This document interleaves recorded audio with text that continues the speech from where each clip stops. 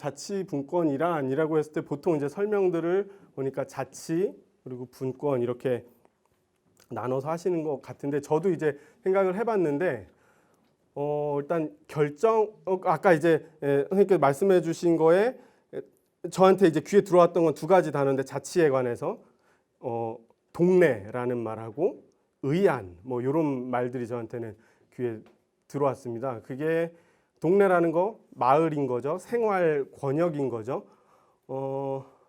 각자 이제 요 자리에 여기가 지금 강북구죠. 강북구인데 여기에 각자 이제 각자의 생활을 하다가 오신 거란 말이죠. 그 생활이라는 거는 뭐 이동할 수 있는 범위도 포함이 되겠죠. 그래서 보통은 걸을 수 있는 반경이라든지 뭐 산책하는 반경이라든지 출퇴근하는 반경이라든지 뭐 이 정도가 될 것 같습니다. 그런 자기와 밀접하게 관련 있는 일들에 대해서 의안이라는 게 이제 좀 이제 벌써 이제 전문적인 용어가 나온 건데 어떤 문제가 발생했을 때 그거를 문제로 해결해야 될 문제로 상정하고 그거에 대해서 뭐 토론을 하고 서로 갑론을박해서 어떤 결정을 내려야 되는 문제인 거죠. 그러니까 그리고 이제 자기의 일이라는 거 우리가 뭐 자녀들을 다 키우시거나 아니면 조카분들 계신 경우에 보면은 언제 그 양육자가 가장 편해지나요? 이건 어려운 얘기 아니죠. 여러분들 자녀분들이나 혹시 조카분들 돌보거나 하셨을 때 이 아이가 갓난아기에서부터 태어나는데 나한테 좋아질 때, 이 아이가 크는 게 나한테 좋아질 때 어떨 때죠? 자기의 일은 스스로 하자 알아서 척척척 스스로 어리니. 그죠? 이 아이가 처음엔 이제 뭐 밥을 떠 먹여주고 옷을 입혀주고 뭐 이런 것들 걷는 거 연습시키고 이런 걸 해야 되는데 손 씻고 세수하고 뭐 이런 것들 씻는 것. 근데 어느 순간 스스로 그거를 하죠.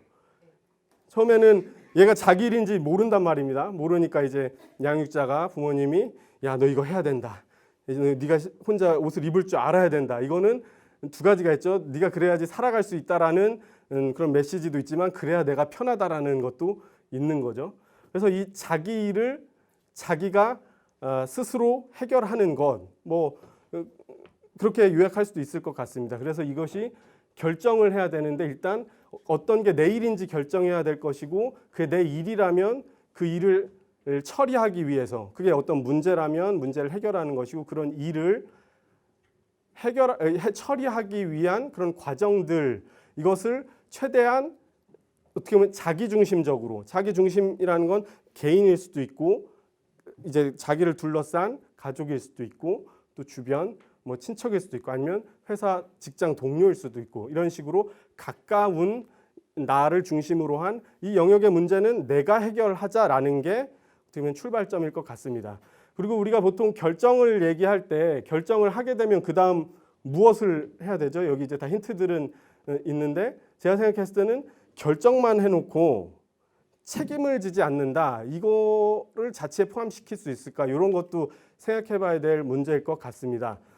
어떻게 보면은 결정할 수 있는 내용은 그것에 대해서 책임질 수 있는 우리 책임 권한의 크기라고 하는데 내가 이 정도는 책임질 수 있다 하는 거에 대해서 결정을 해야지 자기가 책임질 수 없는 일에 대해서 자꾸 결정을 해버리면 과연 그게 자치일까? 이런 생각도 한번 해볼 수 있을 것 같습니다. 그리고 아까 이제 플로어에서 말씀을 해주셨는데 이제 권력에 관해서 이걸 어떻게 할 거냐라는데 저는 이 권력이라는 것도 이게 이제 보통 조금 이렇게 세분화해서 말하자면 권리로 얘기하기도 하죠. 여러분들 이제 다들 권리를 갖고 계시죠. 기본권, 헌법적으로 이제 국민의 권리라고도 하고 헌법적 권리라고도 하고 또는 강학상 기본권이라고도 하는 기본적 인권이라고도 하는 그런 권리가 있을 수 있고 또는 그런 어떤 위임받은 권력이 행사하는 것들 그런 권한 이런 권한이나 권리 이런 것들이 모두 결정으로 모아지게 되는데 그 결정하는 과정에서 결정하는 권한을 한 곳으로 모을 것이냐 아니면 분산시킬 것이냐.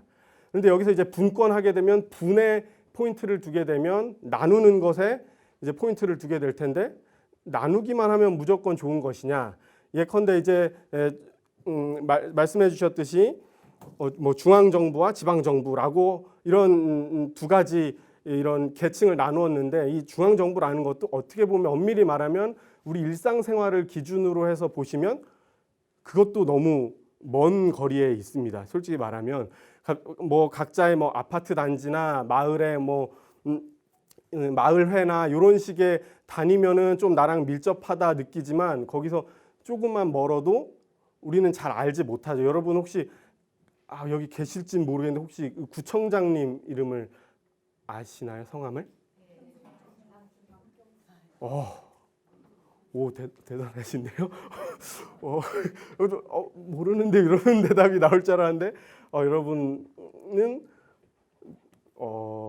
자치분권을 말씀하실 수 있을 것 같습니다. 네. 그래서 이 권력이 집중되냐 분산되냐, 보통은 이제 정보에 대한 이제 매체도 많이 바뀌어서 예전 같은 경우는 신문이나 이런 걸 통해서 많이 알려지거나 또 자기가 찾고 싶다고 해서 그 정보를 취득할 수가 없었는데, 지금은 뭐 관심만 있다면 당연히 내 지역을 누가 관할해서 어떤 결정을 하는지, 나의 복리와 내가 생활하는 데 필요한 것들에 대해서 어떤 결정들이 누구에 의해서 이루어지는지 찾아볼 수 있겠죠. 적극적인 보통 시민이라고 하는데, 여기는 시민들께서 와 계시니까 당연히 그것도 알고 계신다는 생각이 듭니다. 뭐 이 정도 이미 다 알고 계신 거 확인하는 차원에서 복습이다 하고, 다음으로 이제 헌법에 대해서 한번 여러분들의 상식 또는 생각들 한번 들어보고 싶은데, 헌법 이렇게 해놓으면은 헌법이 뭔가 요즘 또 헌법의 계절이 온 것 같은데, 헌법 하면 떠오르는 거 이거 뭐 안 보셔도 됩니다. 여기는 저의 설명을 위해서. 헌법이라면 네. 법이야 물론 뭐 형법, 형사소송법, 뭐 도로공, 교통법 뭐 굉장히 법이 많지만 그 법들 중에서 가장 그 나라의 최상위법이 헌법이라고 생각합니다. 네, 최상위법. 최고법. 네네, 최고법, 최상위법. 또 이거는 그냥 말씀하셔도 돼요. 나는 헌법 이렇게 생각한다.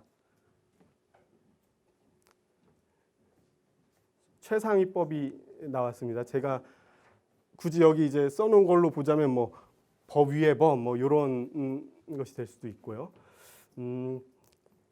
이제 헌법 하면은 이제 한글로 써져 있는데요. 헌법이라고 했을 때 그 연원을 찾아가면 이게 번역어기도 하거든요. 옆에 뭐 알파벳인데 뭐 페어파숭이라고 하는 독일어도 있고, 뭐 constitutional law라는 영어도 있죠. 이 constitution이나 페어파숭 요게 무슨 의미냐? 구성한다는 거거든요. 구성하는 거, 조직하는 거, 그다음에 만드는 거. 뭘 구성하고 뭘 조직할까? 그것에 관한 법. 그런데 그냥 어의로 가보시면 저도 이제 제가 뭐 배웠던 뭔가 뭐 현란한 그런 얘기 말고 그냥 나도 일상적으로 할 수 있는 헌법에 관한 이야기가 뭐 있을까 할 때, 보통 우리 여러분들도 이제 좀 연배 있으신 분들은 익숙할 수 있는 이제 한자 뜻풀이 같은 거를 한단 말이죠. 그래서 이제 찾아보니까 법 헌자에 법자입니다. 그러면 법이고 법이에요. 그러니까 뜻만 보면 법법. 그러니까 그래서 제가 그럼 법 그러면 그 사이의 관계를 어떻게 설정하느냐에 따라 헌법의 의미가 달라질 수도 있겠다 해서 가로를 쳐봤습니다. 여기 이제 여기 요 한자인데 이게 법헌 법법 이렇게 되어 있습니다. 그래서 이제 가로를 쳐봤더니 법과법 이렇게 해도 될 수 있고, 아까 이제 말씀해 주셨던 최고법, 최상위법이다라고 하는 거는 법이 여러 가지 법이 있는데 그 중에 맨 위에 있는 것이다. 이런 거. 이렇게 이제 수직적으로 놓을 수도 있고, 또 다르게 보면은 여러 법 가운데 법일 수도 있겠다. 그러면 이제 중요한 법이라는 거겠죠. 의미적으로 중요하다, 최고다, 뭐 으뜸이다 이런 의미가 있겠죠. 법 중에 최고다. 뭐 이런 것도 있을 수 있고. 그리고 여러 가지 이제 사회 문제나 현안 문제에서 언론 보도를 보면은 헌법이라는 말이 등장하는 경우가 있습니다. 요즘에 저 이제 많이 듣게 되는 게 그 제가 구체적인 사건을 말하면 갑자기 여기가 막 나눠질 수도 있기 때문에 제가 얘기는 하지 않겠지만 다 이제 헌법 정신을 이야기합니다. 헌법 정신, 여기도 헌법 정신, 여기도 헌법 정신.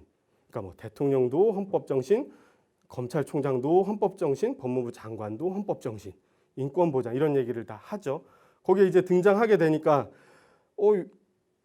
저는 이제 계속 헌법을 뭐 연구한다고 하고 왔는데 이건 어떻게 보면 레토릭 수사적인 용어란 말이죠. 다들 헌법 정신을 얘기하는데 저게 다르지 않을 텐데 아니면 각자 다른 걸 염두에 두고 각자 이해하고 있는 생각하고 있는 헌법이 다른 것 아니냐. 나오는 그 워딩만 봤을 때는 헌법 정신 똑같은 단어를 쓰기 때문에 그래서 일단 등장하는 걸로 봤을 때 정치에서 많이 등장한다라고 했을 때 정치와 법을 연결하는 법이 헌법이기도 하다 이런 생각도 해볼 수 있을 것 같습니다. 정치에서 법을 가져와서 쓸 때 보통 이제 어떤 가치로서 법철학적 가치로서 정의 뭐 이런 거 많이 내세우거나 아니면 그게 좀 더 실정화됐다라고 했을 때 헌법을 끌어들이는데 거기서 다시 정신을 얘기함으로써 또 약간 이렇게 형이상학적으로 가버리는 게 있죠.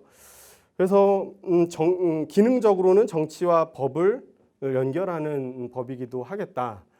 왜냐하면 지금 법을 어디서 만들죠? 그렇죠. 법률은 지금 국회에서 만들죠.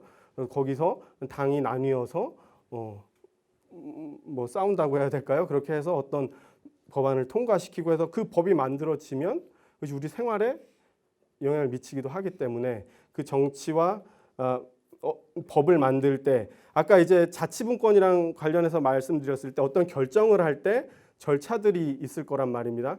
그런데 적어도 법에 관한 법이라고 했을 때 이 법이 어떻게 만들어지고 어떤 뜻에 따라 만들어지고 만들어진 법이 또 어떻게 집행이 되고 또 집행 과정에서 뭔가 충돌이 있었다 했을 때 그 법이 무슨 뜻이냐라고 해석하는 그래서 그 법을 다시 적용해 보는 이런 절차들, 이 프로세스들을 나눠 놓는 것이죠. 그것을 만약에 한 사람이 다 해버릴 수도 있겠죠. 너는 일단 너희들은 이렇게 해라 아니면 이렇게 한 경우 이렇게 될 것이다라고 말해놓고 딱 보아하니 너 이 경우 이러네 해갖고 여기에 맞지 않는다라고 해서 그럼 너는 이거 위반이다라고 말하고 그래서 이 사람한테 그 말했던 대로 어떤 처벌을 가하고 그런데 이 사람이 억울하다고 해서 억울합니다 하는데 또 다시 자기가 네가 억울할 게 뭐 있냐라고 다시 보겠다라고 해서 똑같은 사람이 그 모든 절차를 담당한다면 이게 과연 이 법을 적용받는 그 법의 이제 수범자라고 얘기를 하는데 규범을 적용받는 사람들의 입장에서 이게 과연 정당한가 또는 합리적인가 이런 의심들을 갖게 되기 때문에 그런 것들이 단순히 머릿속에서 나온 것이 아니고 역사적인 그런 경험들이 있는 거죠. 그것이 좋지 않다라고 생각한 그런 흔적들이 이렇게 나누어져 있는 상태로 그게 이제 우리 뭐 권력 분립 이런 얘기를 하게 되죠. 그게 지금 오늘날 우리 한국의 지금의 화두이기도 한 것 같습니다. 그래서 이것을 이제 뜻풀이를 해보려고 초록색 창에 가가지고 헌자를 쳐봤습니다. 그랬더니 이런 그림이 뜨더라고요. 이 헌자가 어떻게 만들어졌냐라고 했을 때 이게 뭐죠? 이게 뭘로 보이시나요? 수레. 네, 수레. 뭐 마차, 수레, 뭐가 이렇게 우산같이 생긴 게 있고 이거는 눈이죠. 제가 여러분들 보고 여러분이 지금 저를 보고 있는 이 눈입니다. 이거 뭐죠? 네, 심장이고 이게 바뀌어서 마음심자죠. 마음이라는 뜻도 있고. 그러면 거기 이제 해석을 봤더니 뜻풀이 이제 요 문자가 회의 문자라고 하더라고요. 이제 자원해서 글자의 연원을 따진다. 우리 이제 법학에서는 법원 이런 얘기 많이 하거든요. 법의 그 연원, 소스가 어디에 있냐 뭐 이런 거를 얘기하는데 이 자원을 거기에 해석해 놓은 걸 보니까 회의자다 해서 뜻과 뜻이 결합해서 만들어진 거다라고 하면서 수레죠. 관리들이 이 우산 이제 거기 이제 차양막 햇빛 가리개를 이렇게 쓰고 그 밑으로 이렇게 쳐다본다는 겁니다. 백성들이 이렇게 쳐다보고 있는 이런 뜻을 갖고 있다라고 이제 뜻풀이가 되어 있습니다. 만약에 그 초록색 창을 보고 헌자가 그런 거니까 그렇게 하는 법이구나라고 생각할 수 있겠죠. 그게 이제 첫 번째 의미의 이거를 이제 뭐 너무 올드하다 싶으면은 관용차 생각해 보시면 됩니다.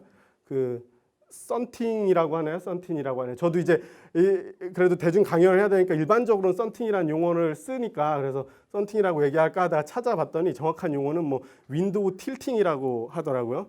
그래서 이 틸트라는 게 염색하다, 뭐 착색하다, 색을 입히다 하니까 그 유리창에 이렇게 틸팅을 하는 거죠. 착색을 하는 거죠. 그래서 햇빛을 가리고 안에 있는 나는 보이지 않고 밖에 있는 사람들은 볼 수 있는 이런 작업들이 돼 있죠. 관용차들 보면 주로 아니면 높으신 지위에 있는 분들이 타는 자동차 이런 거 보면 많이 가려져 있죠. 그런 지금으로 생각하면 그런 거 생각해 보시면 될 것 같습니다. 어떤 고위 관료나 아니면 이 심장이죠. 심장이고 민이죠. 합치면 이제 민심이라고 읽을 수도 있는데 이거를 이제 살피는 거죠. 그래서 이 보면 이제 생각이 언어를 만드는 경우도 있지만 언어가 우리 생각을 지배하는 경우도 많은데 제일 많이 듣는 건 뭐죠? 민심을 살펴야 된다라는 얘기, 우리 흔히 듣는 얘기가.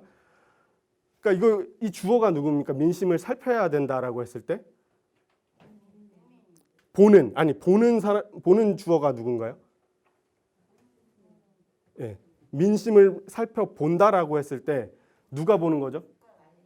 그렇죠. 관리, 나으리들 뭐 그렇죠. 주어가 그렇게 돼 있는 거에 우리는 되게 익숙하게 그 언어에 익숙해져 있습니다. 정치권에서 많이 통용되는 용어죠. 뭐 국민의 민심. 그러니까 민심이라고 하는 거는 주민 보통 이제 지방자치 단체에서는 주민이라는 표현을 쓰는데 헌법에서도 주로 이제 국민이라고 얘기가 나오고 주민이라는 단어는 딱 한 번 나옵니다. 지방자치단체의 주민 할 때 그때 이제 주민이 나오고 그렇다면 일단 주나 국이나 이거는 어떻게 보면은 그 민이 소속돼 있는 그 공동체의 범위라고도 할 수 있을 것 같습니다. 그거를 떼버린다면 민인 거죠.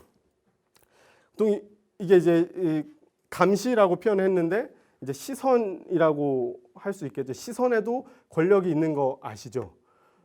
일반적으로 그냥 사람들 가다 시비 붙을 때 어떻게 시비 붙죠?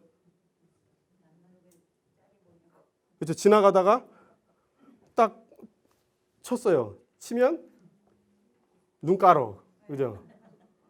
거기서 누가 눈 깔면 깐 사람이 지는 거죠. 그럼 노려보면 그다음 이게 나오는 거죠. 손이 올라가고 이렇게 해서 맞으면 아프니까 그래서 하고 이렇게 하거나 아니면 애초에 그 상황을 피하거나 그러니까 어떤 힘을 과시하려는 사람들은 절대로 눈을 안 깔죠. 그겁니다. 주어가 누군지도 보셔야 되고 그 보고 있는 거 누가 누굴 보고 있는지. 그래서 어떻게 보면 오늘 이제 뭐 자치분권과 헌법에 대해서 말씀을 드리려고 막 이런저런 준비는 했지만 제가 보니까 어제 연습을 해봤더니 그런 디테일한 용어들은 기억이 잘 안 나더라고요. 나중에 가보면 막 숫자 얘기하고 막 이렇게 하면 그게 어떤 숫자 몇 %가 뭐지 전혀 기억이 안 나더라고요. 제가 봤을 땐 오늘 수업은 이것만 그러니까 헌법을 읽을 때 아니면 여러 곳에서 이제 헌법이라는 문구를 등장하고 내세울 때 누가 내세우는지 보고 어떤 얘기를 어떤 방향성으로 얘기하고 있는지만 보면 이 사람이 헌법을 읽었는지 안 읽었는지도 확인할 수 있고 아니면 헌법을 읽었다면 이걸 왜곡하는 건 아닌지 아니면 어떤 착각 속에서 그 착각을 우리한테도 동일하게 그 착각을 공유하려고 하는지 현혹시키려고 하는지 이런 것까지도 생각해 볼 수 있을 것 같습니다. 여기 미리 이제 착각이라고 한 거는 뭘까요? 다음 그림 예상이 되죠? 뭔가 방향이 바뀌겠죠?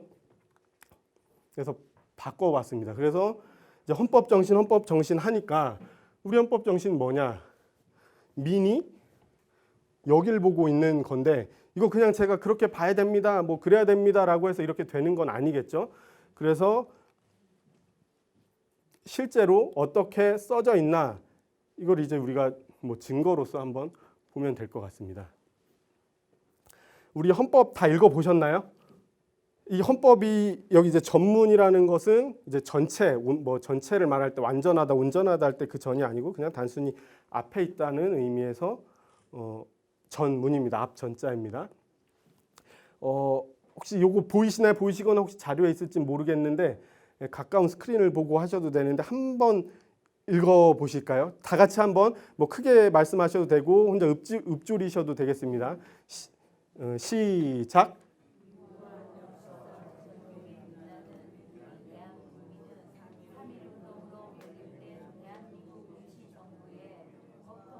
자, 여기까지만 하겠습니다. 일단 법 통과 이거 자 이거 몇 문장인지 아세요? 네? 한 문장인가요? 벌써 다 읽어 보신 거죠? 네. 그럼 제가 이제 크게는 못 들었는데 대부분은 바르게 읽어주신 것 같은데 이제 그냥 요거에 초점을 맞추고 하나하나 또박또박 안 읽을 경우 여기 다시 주어가 뭐죠? 유구한 역사와 전통에 빛나는 우리의 대한민국인가요? 네. 대한이 민국이 그것도 아니죠. 여기는 대한국민이라고 되어 있습니다. 이것만 읽어내면 이 앞에 이게 맞다라는 것을 알게 되는 겁니다. 여기서 은연중에 우리 대한국민은이라고 우리는 뭐 항상 구호도 대한민국 이걸 하지 대한국민 이렇게 안 한단 말이에요. 그러니까 우리 은연중에 아 나라가 먼저다 뭐 이런 생각이 있을지도 모르겠어요. 그러니까 습관적으로 읽다 보면 우리 대한민국은이라고 읽을 수 있는데 이게 주어고 여기 보시면 다가 없습니다.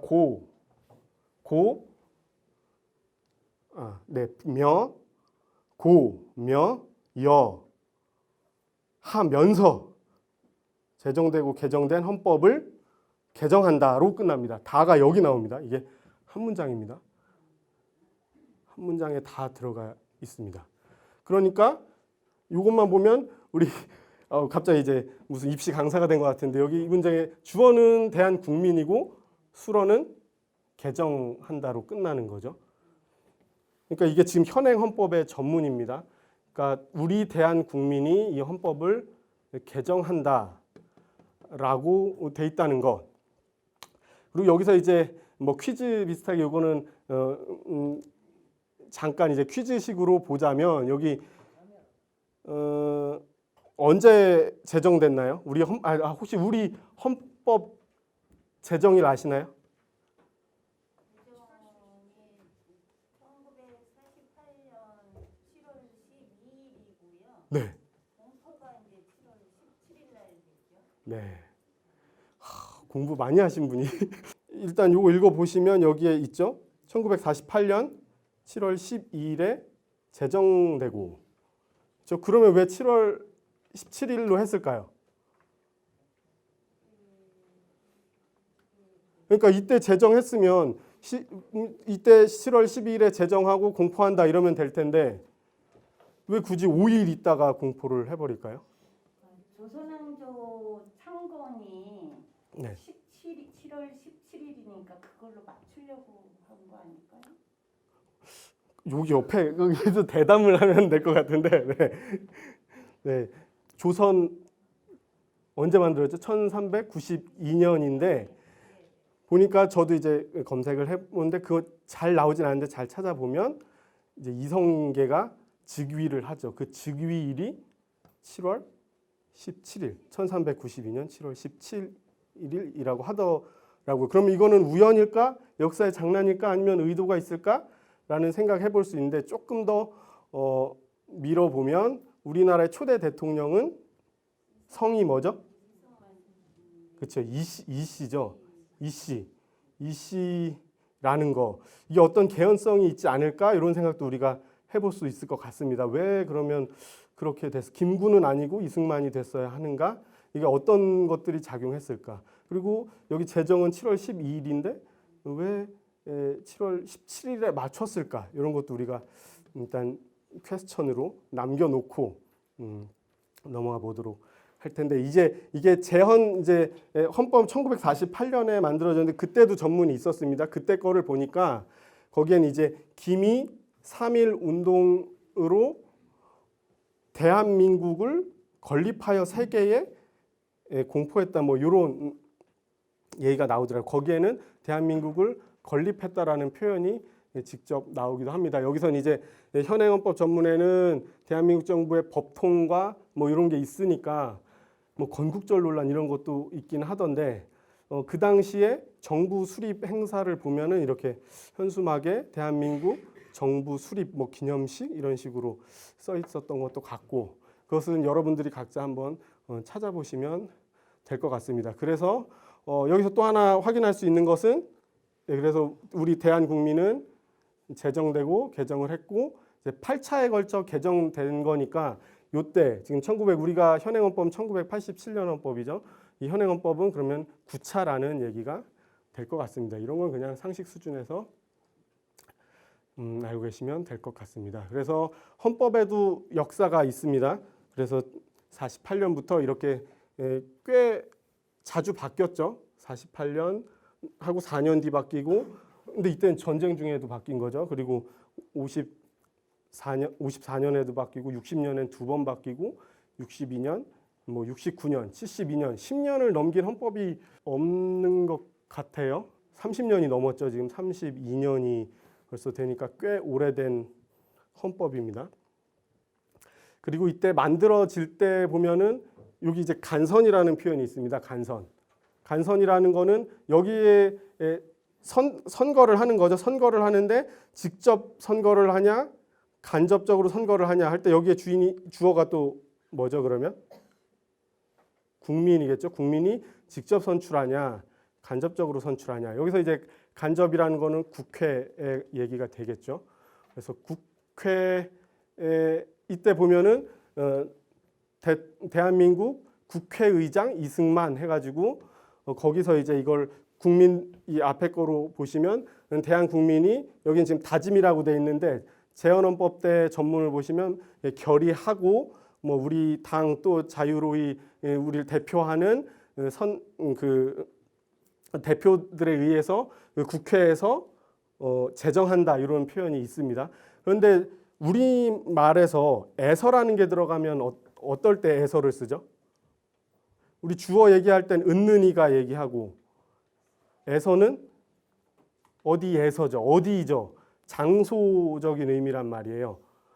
그러니까 우리 대한국민이 이렇게 결의한 거를 국회에서 제정한다라고 했을 때 이것도 문장 구조만 보더라도 국회는 일종의 장소적 의미 또는 어떤 기관인 거죠. 어디에서 이런 일 했어, 어디서 뭐 했어 라고 할 때 어디라는 표현을 쓴다는 거.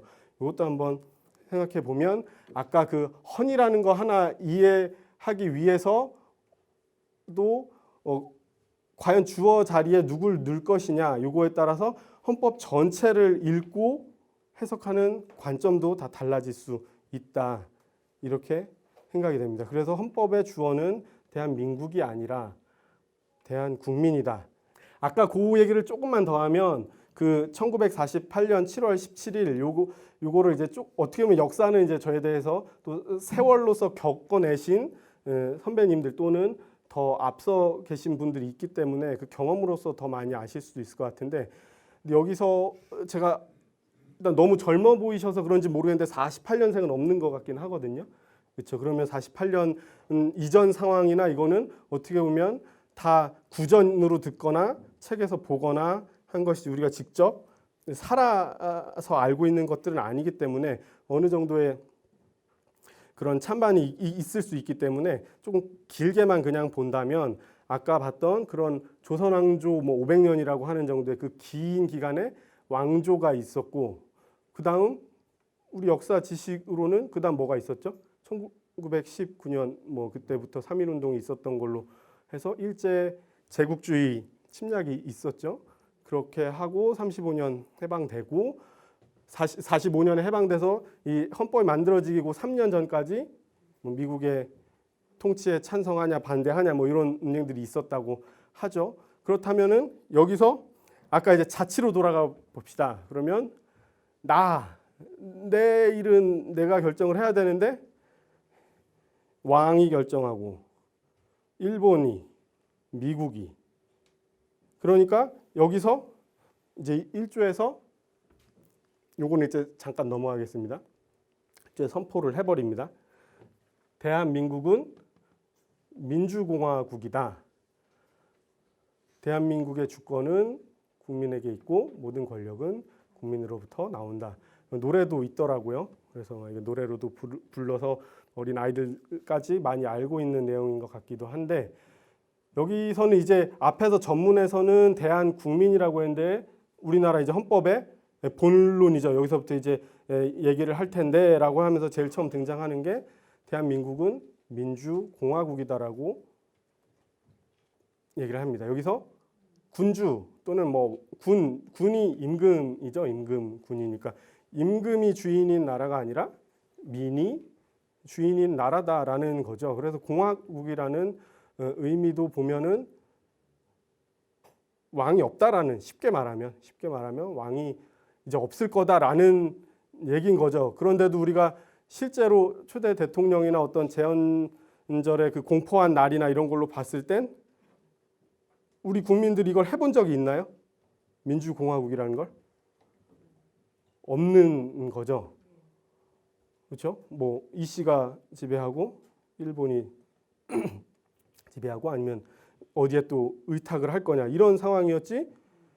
공부는 해왔을 거란 말이에요, 이 박사님이. 그래서 좋은 거 이제 어디서 서구에서 구락파에서는 뭘 하더라, 뭐 아니면 미국에서 뭘 하더라 이런 것들을 배워 왔겠죠. 그러니까 좋은 걸 일단 써야 되니까 이런 것들이 그 제헌 이 헌법을 만드는 그런 자문단이나 이런 데서도 좋은 거를 써야겠죠. 그래서 나온 게 민주공화국인데 해본 적은 없는 거예요.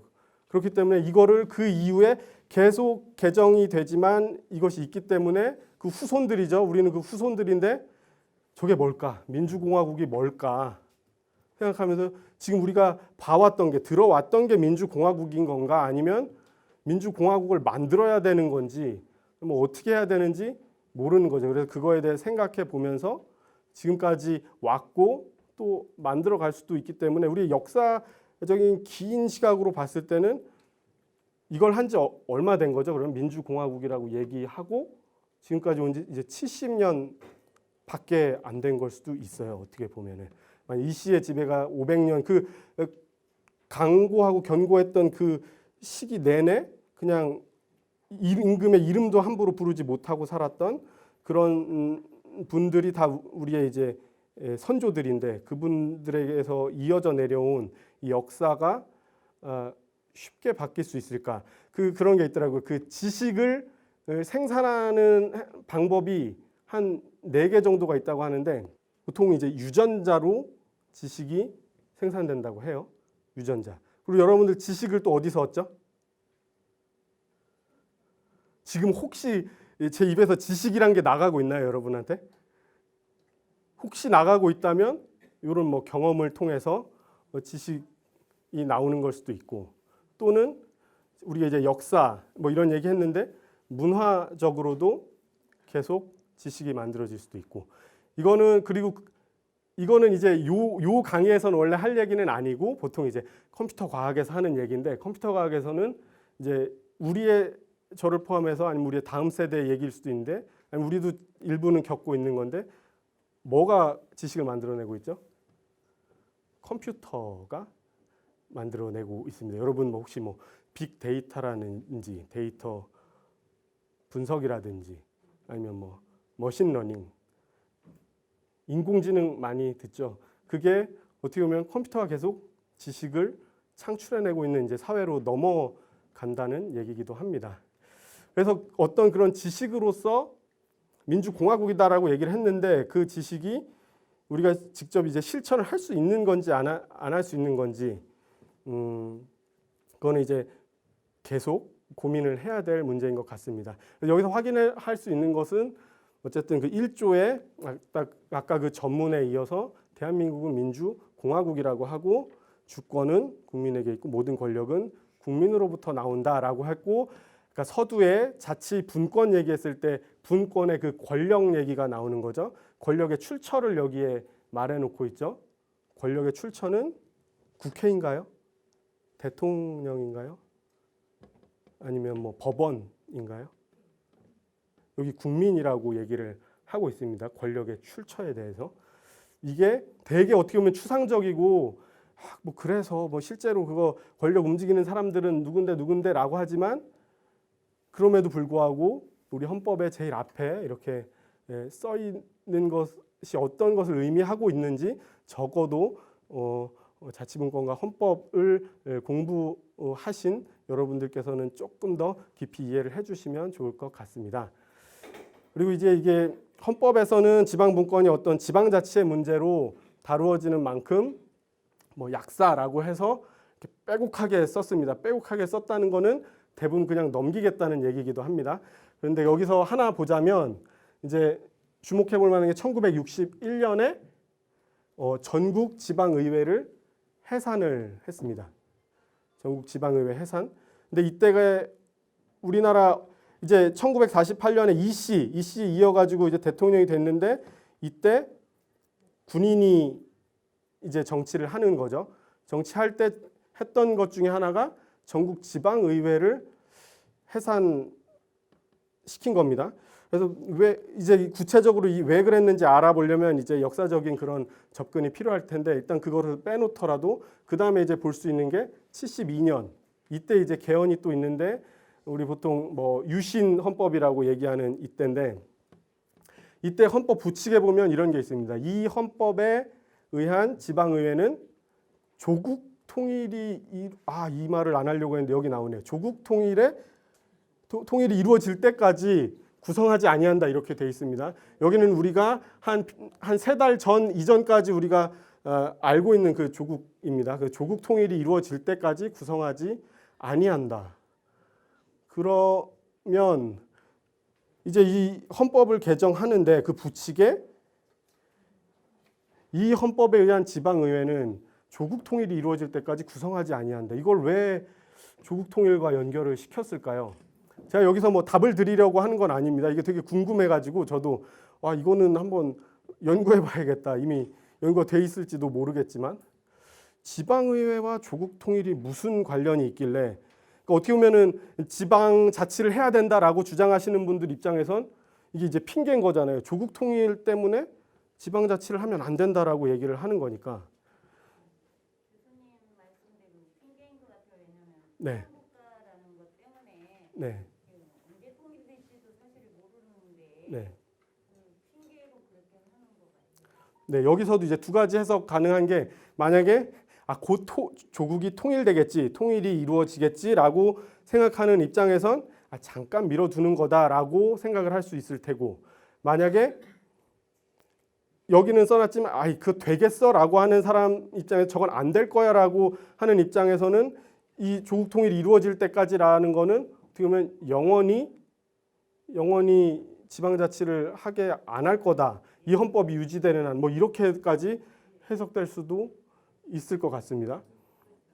그래서 이 그렇다면 요 논리로 가보면 지방자치를 그럼 반대로 그러면 지방자치를 자치분권을 하겠다라는 것과 그러면 그건 이제 조국 통일이 이루어진 다음에나 할 수 있는 건지 아니면 그것과 무관하게 할 수 있는 건지 아니면 자치분권을 하면 통일로 오히려 갈 수 있는 건지 이런 것들에 대해서 한번 생각은 해봐야 될 것 같습니다. 저도 이제 이 강연을 준비하다가 이제 이걸 보니까 그 전에도 거의 이제 교과서식으로 뭐 지방자치의 역사하면서 뭐 그 유신헌법 때 뭐 조국 통일될 때까지 구성하지 아니한다 해서 뭐 무기한 연기 뭐 이런 식으로 했다고 했을 때 그냥 그렇게 지나갔었는데 최근에 뭐 근 한 2, 3년 사이에 이제 한반도 분위기도 달라지고 어떤 이제 통일이라는 단어가 다시 등장하고 그리고 더군다나 이런 자치분권 이런 걸 얘기하게 되는데 그 과정에서 이걸 다시 발견하게 되니까 저 스스로도 이 자치분권과 또는 지방자치와 통일과의 연관성에 대해서 이거 분명히 생각해보고 연구해봐야 되겠구나 이런 생각도 하게 됐습니다. 이 정도의 어떤 자극 정도로만 하고 넘어가도록 하겠습니다. 그리고 이제 저도 이제 저의 기억 속에 있는 시간들인데요. 이제 여러분들도 많이 기억 속에 있을 시간으로 오면은 제 1회 전국 동시 지방 선거를 한 게 1995년이죠. 그리고 보통 우리가 알고 있는 의회 의원들은 임기가 몇 년이죠? 대통령 임기 몇 년이죠? 5년이죠. 그리고 국회의원 4년이죠. 그렇죠? 2016년에 총선하고 내년 총선 앞두고 있다고 하니까 그러니까 여기 이제 그러면 95년에 했으니까 99년에 해야 될 것 같은데 2회 선거를 98년도에 했죠. 3년 뒤에 했습니다. 그리고 그 이후에 보면 제가 이제 이 강조 표시를 해놨는데 2002년 뭐 이제 4의 배수로 가고 있죠. 그리고 그렇게 한 게 작년에 했던 제 7회 동시 지방 선거가 있었습니다. 그러면 이게 국회의원 선거는 언제죠? 여기 지금 써놓진 않았지만 2018년 20년이 되겠죠. 그러면은 2년 텀이 있습니다. 여긴 안 써놨지만 2016년에 국회의원 선거가 있고 요 중간에 그러니까 2년마다 계속 선거가 있는 겁니다. 지방선거 했다가 국회의원 선거했다가 지방선거했다가 국회의원 선거했다가 이런 식으로 2년 그리고 그 중간중간에 이제 5니까 4하고 5는 뭐 최대 공약 순간 뭐 그거 최소 공배 순간 이거 하면 뭐 20년마다 만나겠죠. 5 곱하기 4 하니까 20년마다만 만날 테고 또는 2년 텀이니까 10년에 한 번씩 지방선거나 뭐 국회의원 선거랑 만나긴 할 텐데 그런 식으로 돼 있다는 거는 여기 이제 써놨는데 그 대통령의 임기 중간에 어떤 한 정권의 임기 중간에 이런 선거가 들어가게 되면 그 선거로만 그치지 않고 우리나라에선 그 정권에 대한 뭐 심판 성격을 부여하죠.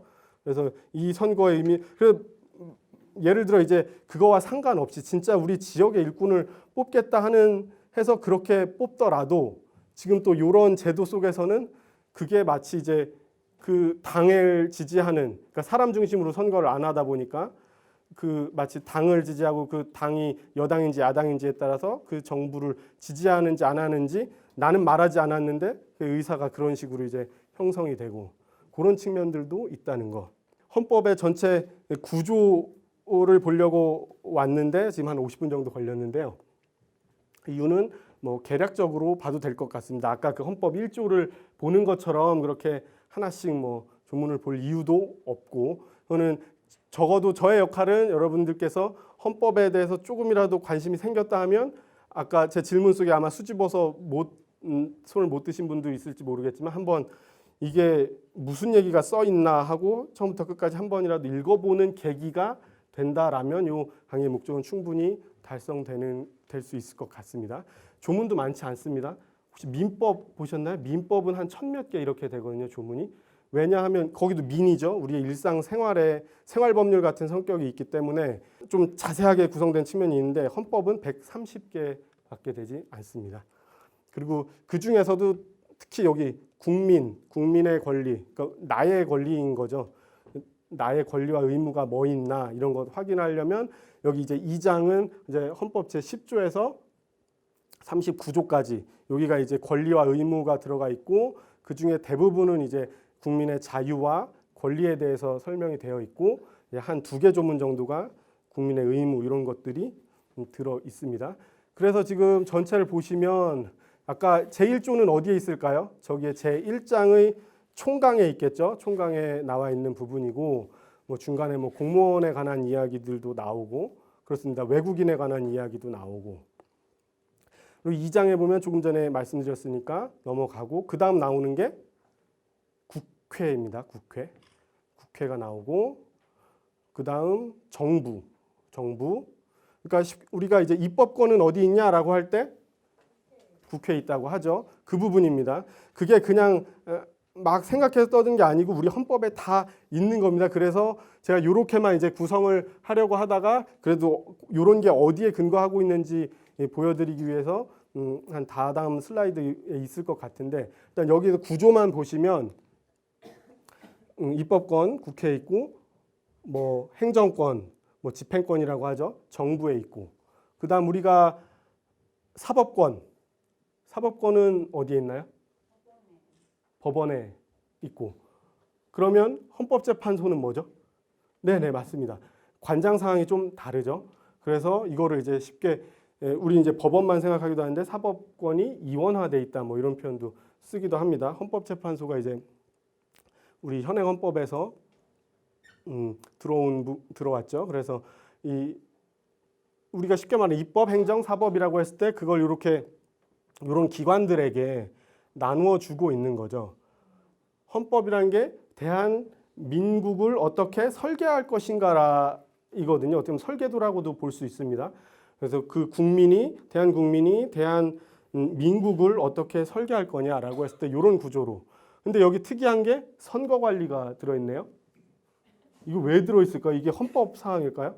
그러니까 뭐 선거에선 이기고 개표에선 졌다. 뭐 이런 얘기들이 암암리에 있듯이, 그러니까 이렇게 내 의사를 여기다가 표시를 했는데 투표함을 어디다 야선에 묻거나 아니면은 뭐 투표함을 바꿔치기 한다던가 뭐 이런 것들이 우리 역사 속에 있는 거죠. 그러니까 이게 이 헌법이라는 게 어떻게 보면 그냥 어떤 딱 규범적인 논리적인 그런 법이라고만 볼 수 없는 게 우리의 역사의 흔적들이 조금씩 담겨 있기 때문입니다. 그래서 다른 나라의 헌법을 보면 선거 관리가 다 있을까요?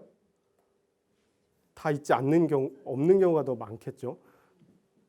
그리고 여기에 이제 자치분권과 굳이 이렇게 밀접하게 연결시키면 우리가 관심을 가질 수 있는 지방자치에 관한 부분이 헌법 안에 나와 있습니다. 그런데 불과 조문이 2개 정도입니다. 117조, 118조 이렇게 돼 있고, 그리고 경제에 관한 사항, 그리고 이 헌법을 바꾸는 것, 어떻게 하면 바꿀 수 있을까에 대한 규정이 이 안에 자체적으로 되어 있습니다. 그냥 이제 국민이 이거를 제정하고 개정했는데 이걸 바꾸려고 하는데 누가 또 마음대로 한다, 그렇게 하지 않는다는 거죠. 민주공화국에서 국민이 이렇게 개정하고 그 다음 개정할 것까지 또 이 안에 포함을 하고 있기 때문에 여기에 있는 이 기관들 그리고 이 기관들이 만약에 헌법을 위반한다 이러면 어떻게 해야 되나요? 헌법을 위반한다. 우리 보통 죄를 지으면 어떻게 하죠? 죄를 지었다 하면은 범죄를 저질렀다. 네, 뭐 경찰에 신고하면 수사받고, 검찰에서 기소하고, 그리고 법원에서 재판을 하는 거죠. 근데 여기서 헌법에 주어 대한 국민이 이렇게 하라라고 얘기를 해놨는데 안 해요. 국회에 이렇게 하라고 했는데, 정부는 이렇게 하라고 했는데, 정부 안에 보시면 이제 대통령과 대통령을 수반으로 하는 행정부가 있습니다. 그리고 행정부 밑에 이제 국무총리와 국무위원이 있죠. 그리고 각부 장관들이라고 하는 이제 행정각부도 있고, 여기는 이 우리 헌법의 설계도 안에 보면, 우리나라 설계도 안에 보면 이 정부 안에 다 있는 것들인데, 정부가 거기서 말하는 대로 안 하고 법원에서도 안 하고 안 할 경우, 헌법학 교과서들에 많이 써 있습니다. 헌법의 성격 이런 거 할 때 헌법의 뭐 최고성 이런 것도 있지만 자기보장성이라는 게 있어요. 그러니까 이거는 헌법을 국민이 스스로, 그리고 국민이 위임한 설계해 놓은 이 기관들이 스스로 지키지 않으면 이걸 어떻게 할 방법이 없다는 거죠. 그래서 나오는 게 우리 이제 자치분권에서 분권 사상인 거죠. 이게 자꾸 집중돼 버리면 자기 마음대로 하니까 견제하라고. 그게 이제 뭐 영미 쪽에서는 체크 앤 밸런스라고 하죠. 견제와 균형의 원리 해가지고 서로 자꾸 체크하라는 거죠. 서로 체크하고 균형 맞추고 그 가운데 알아서 균형 맞춰지고, 그게 이제 우리 오늘 뭐 권력 분립 이런 얘기를 하게 됩니다. 그래서 이런 대강의 구조를 한번 보시면 좋을 것 같고, 여기는 이제 이미 설명을 드렸죠. 그리고 우리 이제 국민의 권리와 의무가 2장에 있다고 했는데, 거기에 보면 온갖 자유와 권리들이 다 나와 있습니다. 뭐 행복추구권 들어보셨을 테고, 뭐 인간의 존엄과 가치라든지, 뭐 주거의 자유, 통신의 자유, 뭐 재산권이라든지 이런 것들이 다 있습니다. 그런데 그거를 제한할 때 뭘로 하라고 돼 있냐면, 아까 제가 우리 국민의 권리와 의무에 관해서 제10조부터 뭐 39조까지 있는데 그 중에 뭐 38, 39조가 국민의 의무에 관한 거고 이제 37조가 거기에 끝나는 지점입니다. 권리, 자유와 권리가 써져 있는데 끝나는 지점에 국민의 모든 자유와 권리는 무엇을 위해서 필요한 경우에 하나여 제한을 하는데 뭘로 제한하라고 되어 있냐면 법률로서라고 되어 있습니다. 그냥 제한하면 안 된다는 거예요. 법률로서. 그리고 법률은 누가 만든다고 했죠? 국회인 거죠. 그래서 이거는 그냥 상식 용어로 이렇게 헌법이 다 그거를 얘기할 수 없으니까 그거는 아까 그 설계한 그 기관 중에 국회에서 그거 해라라고 해서 법률에 맡겨뒀다, 뭐 유보했다라는 표현을 씁니다. 그래서 이게 이제 아까 제가 뭐 근거로 제시하겠다고 한 건데 이것도 이제 상식 차원에서 한번 보시면 될 것 같습니다. 40조에 보시면 입법권은 국회에 속한다. 그리고 행정권은 대통령을 수반으로 하는 정부에 속한다. 그리고 우리가 이제 법령이라는 표현을 쓰기도 해요. 법률이라고도 하는데 법령이라고 할 때는 법률 플러스 알파인 건데 보면은 대통령도 법을 만들 수 있어요. 여기 보시면 대통령령을 발할 수 있고 국무총리는 총리령 그리고 행정각부의 장관이죠. 부령도 발표할 수 있습니다. 무슨 뭐 과학기술가 있다 하면 뭐 기획재정부 하면 기획재정부 부령으로 뭘 만들 수 있고 시행규칙 같은 거 있죠. 그리고 보통 시행령 이런 것들은 대통령령이나 이런 데로 나오기도 하고 그리고 아까 말했듯이 사법권의 이원화라고 말씀드렸었죠. 그 헌법재판소에서는 이제 법원은 대법원하고 그 뭐 지방법원, 고등법원, 대법원 이런 이제 일반 법원의 체계가 있죠. 근데 여기서 헌법재판소에서는 심판을 하는데 이거는 혹시 관심 있어 하실 분들이 있을까 싶어서 관장사항이 5개가 헌법에 적혀 있습니다. 위헌 법률 심판 혹시 들어보셨나요? 그런 법률. 그러니까 국회에서 법률을 만들었는데 헌법에 위반된다. 그거를 심판하는 겁니다. 만약에 국회는 어떻게 하면 되죠? 법률이 위헌적이다라고 하면 국회가 할 수 있는 일은 법률을 폐지하거나 개정하면 되겠죠. 그런데 국회가 안 하고 있어. 그랬을 때 이거에 대해서 이제 심판하는 겁니다. 국회도 완벽하지 않다라는 전제에서 만들어진 겁니다. 만약에 국회에게 법률을 만들라고 입법권을 위임했는데 국회가 이상한 법률을 만들었다.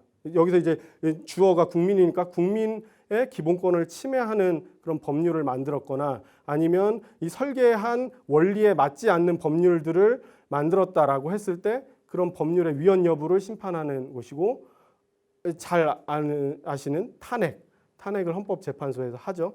그렇기 때문에 우리 몇 년 전에 있었던 대통령 탄핵 사건도 절차 정확히 헌법의 이 설계도에 있는 이 설계도 안에서 대한민국 안에서 이 기관이 어떤 잘못을 했을 때 어떤 식으로 물러나는지 그 절차가 다 이미 있습니다. 그래서 그 과정대로 그래서 국회의 의결을 얻어서 탄핵 의결을 하는 거죠. 그러면 그게 넘어가서 헌법재판소에서 혹시 이 의결이 또 너무 당세에 밀려서 된 거 아니냐라고 하면서 한 번 더 확인해라라고 해서 그걸 이제 헌법재판소까지 넘기는 거죠. 그리고 이제 정당의 해산도 원래 정당이라는 거 근데 이 정당은 뭘로 심판받죠? 보통 정당이 이상한 정책을 자꾸 얘기하거나 국민 아까 말했던 민심과 다른 정책을 수행하려고 한다.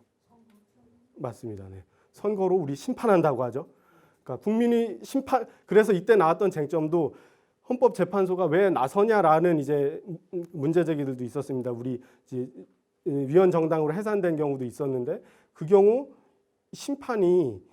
그 심판은 국민이 하게 선거 우리 자주 하지 않습니까? 아까 봤을 때 2년마다 동시 지방선거도 하고 국회의원 선거도 하는데 그때 놔주지 않고 왜 이렇게 자꾸 사법부로 끌고 가느냐 그러면서 이제 정치의 사법화라는 얘기가 이런 맥락에서 등장하는 겁니다. 그런 것을 관장하고 이제 권한쟁의 이게 어떻게 보면 지방자치의 측면에서는 훨씬 관심이 있을 수 있을 것 같습니다. 국가와 지방정부, 뭐 지방자치단체 간, 뭐 지방자치단체 간, 뭐 이런 식으로 그런 권한쟁의. 그러니까 여기 아까 그 설계도 그 안에 있는 그 기관들 사이에 분쟁이 일어났을 때 그 누가 처리하냐. 만약에 일반 법원이 대법원이 하게 되면 그 중에 한 명인 거죠. 입법, 행정, 사법. 그러니까 정부, 국회, 법원. 여기 서로 이제 이해 당사자가 되기 때문에 그 다른 헌법 재판소에서 그런 정부 기관 상호간이라든지 이런 국가 기관들. 그래서 제가 아까 권리와 권한을 구분하는 얘기도 말씀드렸었는데 그런 국가기관의 권한 분쟁이 일어났을 때 그것에 대해서 심판해라. 그리고 우리들과 좀 더 이제 밀접한 관련인 거 헌법소원 많이 들어보셨죠? 그래서 뭐 언론에 많이 보도되는 게 뭐 있었죠? 예전에 간통죄위원 뭐 이런 거라든지 그런 게 이제 개인의 자기 결정권을 침해한다라는 거죠. 그러니까 여기서 이제 다시 말씀드리면 자치분권의 자치에서 자기가 자기 일을 결정하는 측면이 있는데, 그러니까 내가 누구를 사랑할 것인지 아니면 뭐 누구와 살 것인지 뭐 이런 것들도 자기가 결정을 하게 놔두지 왜 국가가 간섭하냐 이런 이제 맥락이 들어 있는 겁니다. 그렇기 때문에 이 자치분권에서 자치 부분은 꼭 지방자치하고만 관련되어 있는 것도 아닙니다. 우리 개인으로부터 출발해서 조금 더 이제 확장되는 거죠. 이제 내가 온전히 내 거에 대해서 결정할 수 있는 부분과 나 혼자서 결정할 수 없는 부분들 이렇게 어떻게 보면 확장되어가는 부분에서 그 어디까지 멀리 가고 어디까지 가까워질 수 있느냐 이에 관한 얘기일 수 있을 것 같습니다. 이제 지방 이제 자치에 관해서 헌법에서는 요 두 개 조문이라고 아까 말씀드렸는데 이겁니다. 이제 117조 1항 보시면 여기서 이제 처음으로 등장하는 주민이라는 단어가 나옵니다. 그래서 지방 자치단체는 주민의 복리에 관한 사무를 처리하고, 그러니까 여기 아까 자기의 일은 스스로 하자라고 했을 때 그 일인 겁니다. 사무니까 일 처리를 하고 그게 복리에 관한 거고 복리후생이라고 하는 웰빙인 거죠. 쉽게 말하면 웰빙 잘 살고 싶은 거에 대한 그런 일을 지방자치단체가 처리하고 재산도 관리하고, 그러니까 자기 재정이 있어야겠죠. 우리가 자기가 자기 결정을 하려면 쉽게 말해서 부모로부터 독립한다라고 할 때 어떨 때 독립한다고 하죠? 일단 대들 때부터죠. 대들어서 엄마 아빠 생각만 맞지 않다고 내 생각도 있다고 이렇게 할 때 정신적으로 한번 분리가 되는 거죠. 독립을 하게 되고.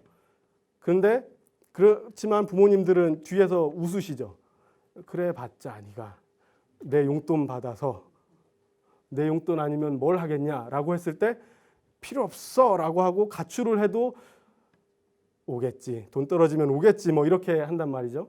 경제적인 것. 이 두 부분이 온전히 자기가 다 감당할 수 있다라고 하면 우리가 나이 불문하고 어떻게 보면 독립했다라고 얘기를 할 수 있을 것 같습니다. 그래서 분리만 된다고 되는 게 아니고 서야 되는 거죠. 혼자 서기 위해서 재정적인 게 뒷받침돼야 되고, 그렇게 지방자치단체가 어떤 홀로 딱 설려면 온전히 설려면 어디에 예속되거나 이렇게 상하관계에 놓이지 않으려면 그런 재산도 있어야 되는 거고, 그 다음 여기서 이제 중요한 게 자치에 관한 규정입니다.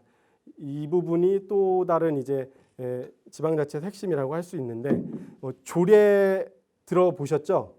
조례. 쉽게 말하면 국회에서 법률 만들듯이 지방의회, 같은 의회란 말이에요. 국가의회고 지방의회, 의회에서 조례를 만들 수 있다라고 하는데, 여기 보면 그 앞에가 어떻게 보면은 개헌 조금 이따 짧게 개헌 얘기 어떤 논의가 있는지 말씀드릴 수 있을 것 같은데, 그게 이 부분인 거예요. 그 앞에 뭐라고 써 있나요? 법령의 범위 안에서라고 돼 있죠. 그래서 아까 제가 굳이 이거를 보여드린 게 법률 국회에서 만들고 정부에서도 대통령령, 부령 이런 것들이 이제 뭐 규칙 이렇게 만들어진단 말입니다. 그러니까 법령인 거죠. 그런데 이 범위 안에서 법령의 범위 안에서 자치에 관한 규정을 제정할 수 있으니까, 그리고 여기에 지금 헌법엔 조례라는 말이 있나요? 없습니다. 이게 이제 지방자치에 관한 조문 전부인데 여기서 한번 눈 씻고 찾아보셔도 조례는 없는데 이제 자치에 관한 규정 이거를 조례라고 하는 표현은 이제 지방자치법에서 나오게 됩니다. 그래서 여기 법령의 범위 안에서라고 하는 거는 가이드라인을 주는 거죠. 범위 안에서니까. 그러니까 법률을 넘어서면 안 된다라는 얘기입니다. 자치단체에서 자치에 관한 규정, 그러니까 자기 자치단체에서 지방자치단체에서 뭘 할지 이런 우리가 어떤 기준에 의해서 어떤 사업들을 하고 의안들을 해결할지에 대한 그런 것들을 만들 수는 있는데 법령의 범위 안에서라는 게 있다는 거죠. 그러니까 만약에 독립하고 싶은 뭔가 홀로 이렇게 서고 싶어 하는 입장에서 그러니까 자치를 하고 싶고 분립을 하고 싶은 입장에서는 이게 헌법적으로 그러니까 대한 국민이 주어인 이 안에서 이게 나와 있으니까 나중에 이제 이걸 벗어나고 싶은 개헌 논의가 나오는 부분이 있습니다. 그래서 아까 벌써 훅 지나가셨을 수도 있겠지만 복습 차원에서 보면 아까 국민의 권리와 의무에서 국민의 모든 자유와 권리를 제한할 때 법률로서 한다고 말씀을 드렸죠. 그게 이제 법률 유보라고 했습니다. 그런데 이거는 이제 그 법령의 범위 안에서 해야 된다. 맡기는 게 아니라 이거는 그냥 그 범위 안에서 알아서 만들라는 얘기이기 때문에 법률이 더 우선한다라는. 그래서 여기 조그맣게 써놨죠. 지방정부는 중앙정부의 하급 행정기관처럼 해석이 될 수밖에 없는. 그렇게 그게 자연스러운 거 아니냐라고 하는 게 기존의 이제 해석인 거고 그 해석을 이제 우리 헌법 안에서 극복해낼 수 있다면 개헌 논의까지는 필요 없는 것이고 그럼 뭐 지방자치법으로 어떻게 하면 되지 않겠냐라고 하는데 이제 예를 들어 아까 이제 다시 우리 역사 중에 지방의회는 뭐 조국 통일이 이루어질 때까지 구성하지 아니한다 이런 생각을 갖고 있는 게 만약에 중앙정부의 생각이 그런 게 은연중에 있다라고 한다면 지방정부가 독립해서 자기 알아서 법률 만들고 뭐 규칙 만들고 이런 것들을 하게 놔둘 것이냐 그렇게 놔두지 않기 때문에 헌법 개정까지 필요하다 이런 얘기들이 나오는 것입니다. 그래서 이제 지방자치법에 여기에 비로소 이제 조례라는 말이 등장하고 아까 이제 헌법에서는 자치에 관한 규정이라고 돼 있는 게 여기서 이제 조례를 제정할 수 있다라고 하고 헌법에 있는 내용 그대로 있죠. 법령의 범위 안에서라고 돼 있고 그리고 아까 그 헌법 제 37조 제 2항 말씀드렸던 게 법률 유보라는 게 여기서 이제 등장합니다.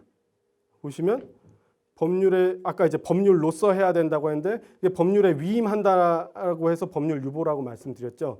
여기 보시면 이제 법령의 범위 안에서 자치단체가 조례를 제정할 수 있는데 그 중에서 이제 우리 헌법 제 37조 제 2항처럼 주민의 권리를 이제 제한하거나 의무 부과하는 거는 어떻게 보면 하기 싫은 거 하게 하는 거잖아요. 일종의 강제이기 때문에 그런 거 할 때 아니면 벌칙 줄 때 얘한테 불이익을 줄 때에는 법률의 위임을 받아라라고 하는 게 동일한 것이 이 부분에 있습니다. 그래서 이거를 그림으로 쉽게 이렇게 개통을 정리해 보면 헌법 누가 만든 거죠? 헌법의 주어는 국민인 거죠. 법률은 국회인 거죠. 그리고 명령, 아까 뭐 대통령령 이런 거 있었죠. 그리고 규칙도 뭐 부령 같은 거 시행 규칙 이런 것들이 있고 그 범위 안에서 뭘 만들어라? 조례. 이렇게 돼 버리니까 어떤 규범의 이런 단계적인 성격을 봤을 때 지방자치단체가 만들 수 있는 거는 저 범위 안에서의 조례일 뿐이라는 거죠. 그런데 이렇게 되는 거에는 뭐 이게 명확한 이유라고는 할 수 없지만 우리 일상생활에서도 뭐 후배라든지 아니면 그러니까 직장에서도 많이 있는 일이죠. 후배라든지 아니면 집에서도 뭐 나이 어린 동생이라든지 아니면 자녀라든지 할 때 제가 잘할 수 있을까? 이런 생각 다들 하게 되죠. 그래서 요즘 뭐라고 너 잘 되라고 하는 소리야라고 하면 바로 이제 꼰대 짓 하지 마라 이제 가는 건데 기본적으로 법의 이 단계적 성격에는 꼰대적인 성격이 있는 거죠. 못 믿는 거죠. 중앙정부 자치를 하겠다라고 하는데 못 믿는 거죠. 얘네가 자치를 해서 내버려 두면 혹시 나한테 반기를 들 수도 있잖아요. 막 다른 의견 게시하고 만약 이렇게 하면은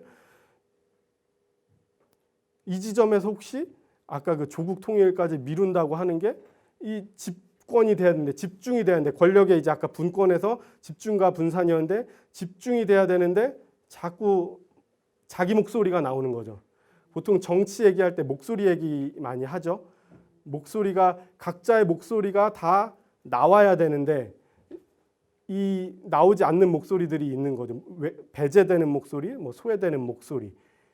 그런데 그런 목소리를 낼 수 없는 구조로 이제 만들어갈 수 있는 게 이 안에 있지 않냐.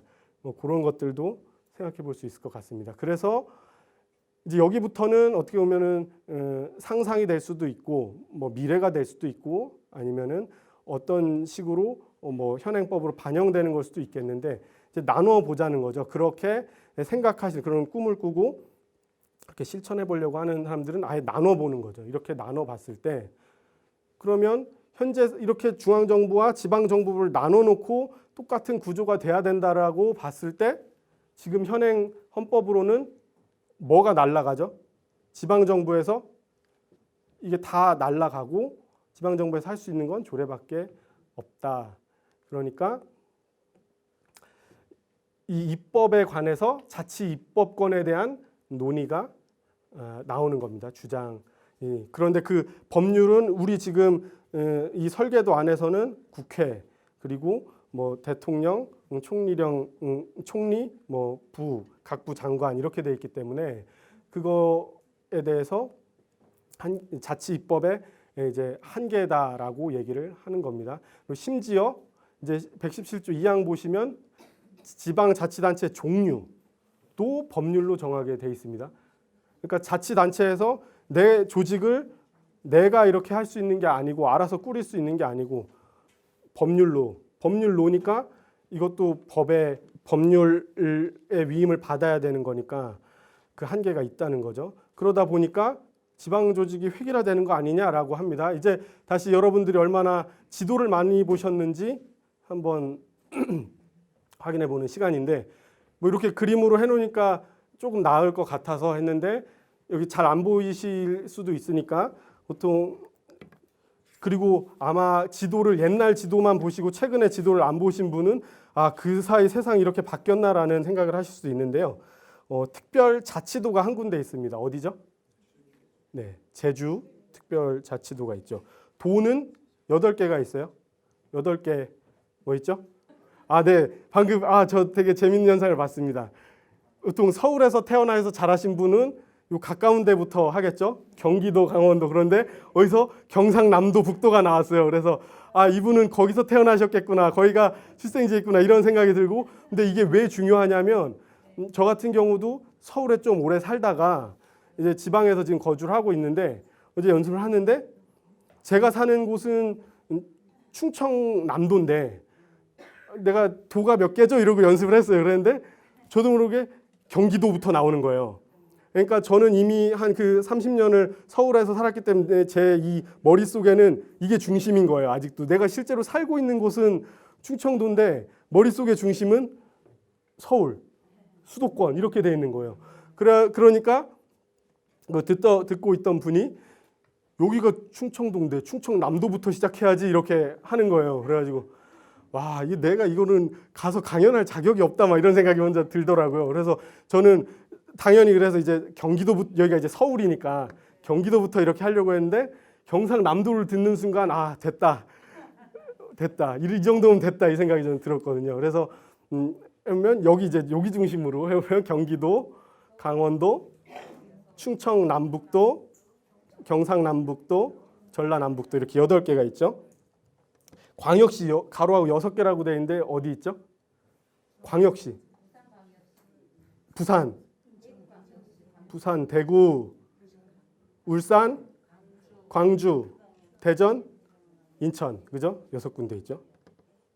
특별자치시는 하나 있죠. 세종. 그죠? 세종이 있고 그다음에 뭐 특별시는 서울특별시 있고 그 밑에 이제 시, 군, 구 이런 식으로 있죠. 강북구. 여기 이제 서울이니까 서울특별시, 뭐 강북구, 미아동인가요 여기가? 뭐 그렇게 수유동인가요? 미아동? 예. 네. 그러니까 저는 이제 요거까지 예습을 하려고 동을 찾았더니 요즘은 구 무슨 로로 나오더라고요. 그러니까 못 찾았는데 네. 미아동. 이런 식으로 돼 있어요. 근데 이게 법률로 정해지니까 전국이 똑같다는 거죠. 자기 조직을 자기가 이렇게 별도로 할 수 없다. 이런 이야기들이 나옵니다. 그리고 아까 독립하기 위해서 재산 관리할 수 있다고 했는데 재정도 우리 이제 조세 법률주의라고 얘기해요. 헌법 제57조 보시면 조세 종목, 그러니까 어떤 명목으로 뭐 보통세냐, 목적세냐 뭐 이런 거 아니면 세목이 있죠. 별도의 무슨 소득세냐, 뭐 법인세냐 이런 식으로 그리고 몇 프로 거둘 것이냐 이제 세금 조세 부과한다고 하죠. 이것도 법률로 정하게 돼 있습니다. 그러니까 그러면 이제 이 법률을 국회만 하지 말고 지방도 그러면 입법을 할 수 있게 해야 되지 않냐? 법률의 제한을 법령의 범위 안에서라는 거 없이 뭐 그런 주장이 있을 수 있고 그다음에 이제 재정도 법률로 하지 않고 그러니까 중앙에서 정하는 법률 말고 이쪽 사정 잘 아는 자치단체에서 만드는 법률로 하면 어떠냐 이런 얘기가 나오는 거죠. 그래서 세금 부과에 관해서도. 근데 지금 보시면 법률로는 세금에 관해서는 국세기본법 그리고 지방세기본법 이런 것이 있습니다. 그래서 거기에 한 부분에 지방자치단체 과세권이라고 해서 그런 부분도 정해져 있는데 법률로 지금 정해져 있는 거죠. 그렇기 때문에 이 부분에 대해서도 어떻게 보면은 이 부분이 가장 치열할 것 같습니다. 그런데 저는 여기에 대해서는 어떻게 보면 여러분들보다 더 알지 못하기 때문에 더 깊이는 말씀을 못 드리겠지만 대충 구조로 보시면 아까 초반에 어떤 선생님께서 그 뭐 8대2 이런 말씀 하셨죠. 그것처럼 실제로 보면 국세와 지방세 비율을 보면은 8대2 요 정도가 또 나오더라고요. 그리고 가장 어떻게 보면은 불만인 게 그런 걸 것 같습니다.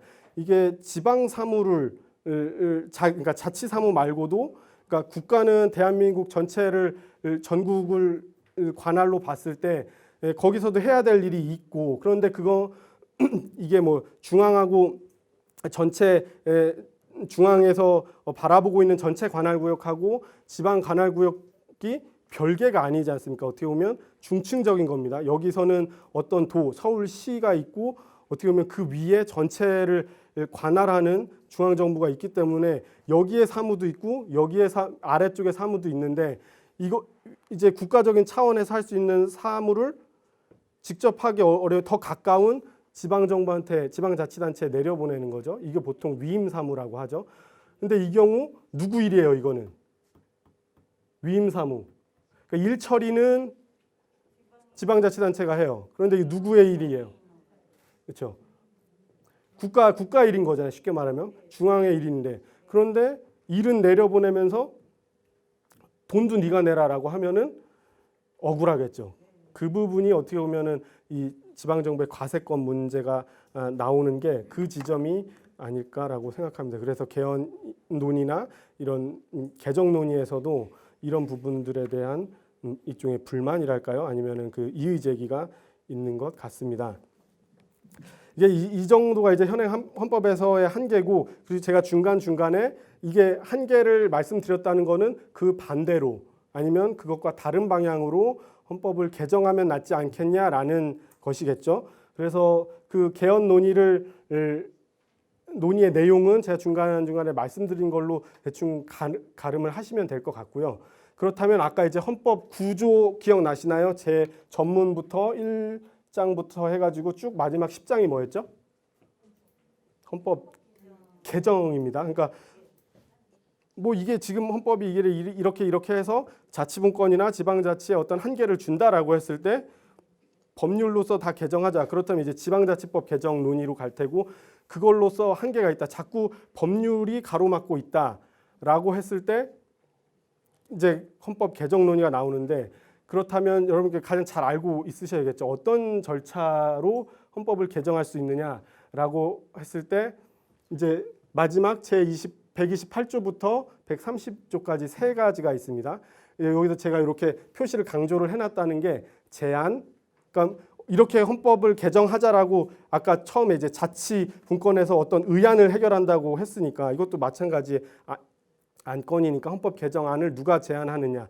제안한 다음에 제안했으니까 그거 이제 공고하고 알리는 거죠. 국민들한테 알리고 그다음 하는 게 국회 의결을 하고 그다음 국민 투표를 하고 투표해서 저기에 써 있는 그 과반수의 투표와 투표자 과반수의 찬성 얻으면 확정을 시키고 공포하는 거죠. 이 과정이 있는 거예요. 그런데 여러분 또 기억 더듬어 보시면 우리 2017년도에 개헌론이 뭐 있었고 개헌안이 제안됐나요? 안 됐나요? 그때 이제 대통령이 개정안을 제안했죠. 그때 발표를 민정수석이 했죠. 당시 민정수석이고 현 장관이 그때 아마 기억나실지 모르겠어요. 그러면서 헌법이 바뀌면 내 삶이 바뀐다 이런 멘트도 그때 했었고 그랬던 거죠. 그래서 다시 보시면 제안을 국회가 하는 거죠. 국회 그리고 대통령이 제안할 수 있어요. 그런데 좀 이상하지 않나요?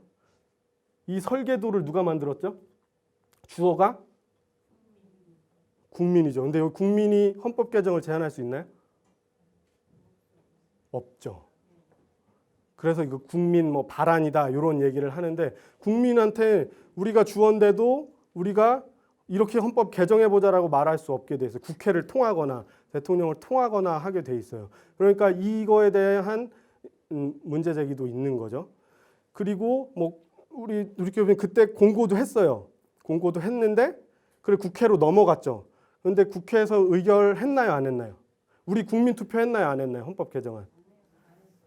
이제 대통령이 제안한 거를 우리가 한 적이 없죠. 우리 여러분들께서 손으로 투표 찬반을 한 적이 없죠.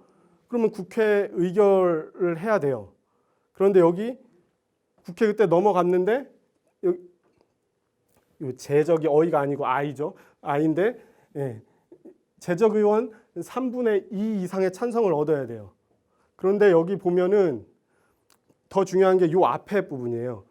공고된 날로부터 60일 이내에 의결하여야 하며라고 되어 있죠. 의결할 수 있단가요? 그때 보시면 일단 국민의 입장에서는 국민이 이 헌법 개정안을 이렇게 제안할 수 없다는 것도 불만인데 그래서 어찌됐든 국회로 넘어가면 국회에 의결하여야 한다라고 하는데 의결한다는 거는 찬성하라는 게 아니죠. 부결시켜도 되고 통과시켜도 되고 어쨌든 결정을 해라라고 했는데 그걸 하지 않았어요. 그렇다면 헌법 적어도 요걸 130조 1항을 위반한 건가요? 안 한 건가요? 그래서 지금이 어떻게 보면 요걸로만 봤으면 그때 국회는 어떤 방식으로든지 넘어왔으면 의결을 했어야 되는 건데 하지 않았으니까 그러면 위헌적인 상황일 수 있어요. 그것을 누가 해결하나요?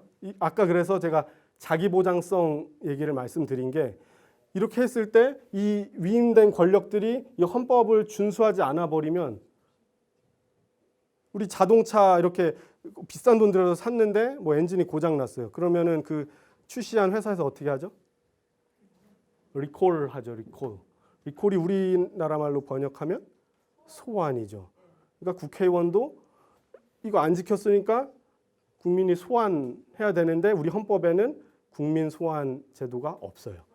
지방자치단체는 주민 소환 제도가 있는데 그렇기 때문에 이 안에서도 그런 식으로 헌법을 좀 읽고서 이런 정세를 보시면 또 재미있는 부분들이 있어요.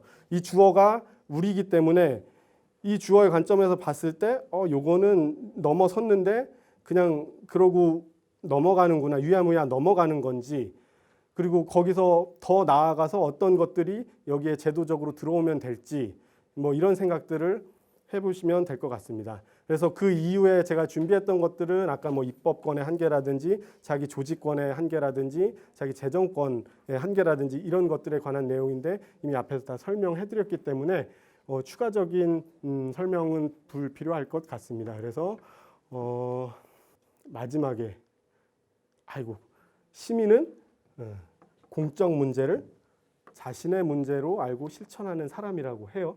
보통은 문제가 일어나는 건 뭐죠? 자기 사적 문제를 되게 공적인 걸로 처리해버릴 때 문제가 나는 것이죠. 그래서 시민, 제가 봤을 때 오늘 여기 참여하신 여러 분들은 시민이구나라는 생각하고 많이 예, 제가 비록 떠들긴 했지만 제가 많이 배우고 가는 것 같습니다. 감사합니다. 예.